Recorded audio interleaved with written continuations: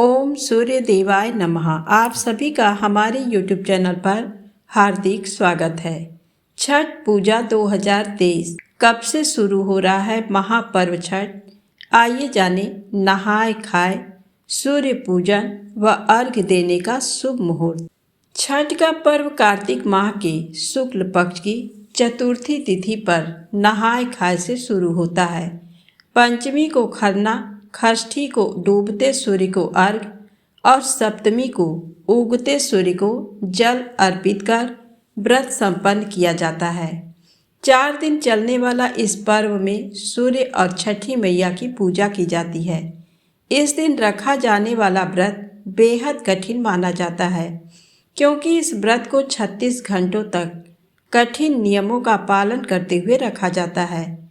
इस वर्ष छठ पर्व की पूजा 17 नवंबर से हो रही है, जिसका समापन 20 नवंबर को होगा। बिहार में ये पर्व विशेष तौर पर बहुत हर्षोल्लास के साथ मनाया जाता है। ये व्रत संतान के सुखी जीवन की कामना के लिए किया जाता है। छठ पर्व षष्ठी तिथि से 2 दिन पहले यानी चतुर्थी से नहाय खाए से आरंभ हो जाता है और इसका समापन सप्तमी तिथि को पारण करके किया जाता है। छठ पर्व पूरे 4 दिनों तक चलता है। इस पर्व में मुख्यतः सूर्य देव को अर्घ्य देने का सबसे ज़्यादा महत्व माना गया है। तो आइए जानते हैं छठ पूजा की तिथियां, अर्घ्य देने का समय और पारण समय क्या है। छठ पूजा का ये महापर्व 4 दिन तक चलता है। इसका पहला दिन नहाय खाए होता है। इस साल नहाय खाए 17 नवंबर को है। इस दिन सूर्योदय 6:45 पर, वहीं सूर्यास्त शाम 5:27 पर होगा। छठ पूजा की नहाय खाए परंपरा में व्रती नदी में स्नान के बाद नए वस्त्र धारण कर शाकाहारी भोजन ग्रहण करते हैं। इस दिन व्रती के भोजन ग्रहण करने के बाद ही घर के बाकी सदस्य भोजन ग्रहण करते हैं। खरना छठ पूजा का दूसरा दिन होता है। इस साल खरना 18 नवंबर को है।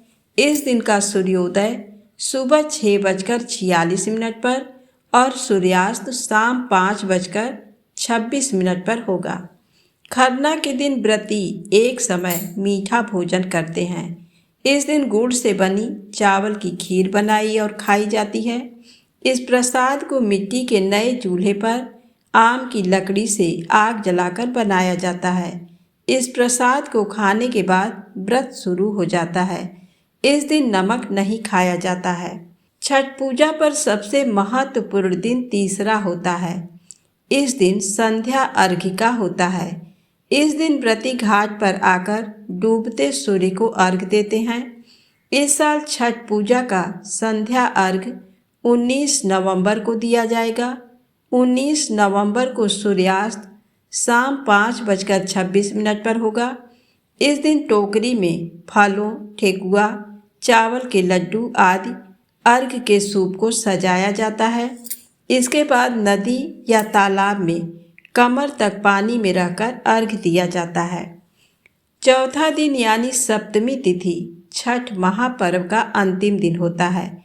इस दिन उगते सूर्य को अर्घ्य देने के बाद व्रत का पारण होता है। इस साल 20 नवंबर को उगते सूर्य को अर्घ्य दिया जाएगा। इस दिन सूर्योदय सुबह 6:47 पर होगा। इसके बाद ही 36 घंटे का व्रत समाप्त होता है। अर्घ्य देने के बाद व्रती प्रसाद का सेवन करके व्रत का पारण करती हैं। आइए जानें छठ पर्व की पौराणिक कथा और मान्यता। छठ सिर्फ एक पर्व नहीं है, बल्कि महापर्व है जो पूरे 4 दिन तक चलता है।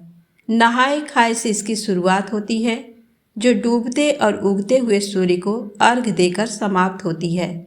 ये पर्व साल में 2 बार मनाया जाता है, पहली बार चैत्र में और दूसरी बार कार्तिक में।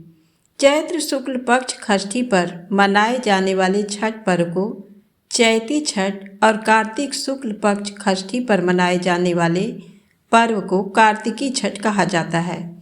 पारिवारिक सुख समृद्धि और मनोवांछित फल प्राप्ति के लिए ये पर्व मनाया जाता है।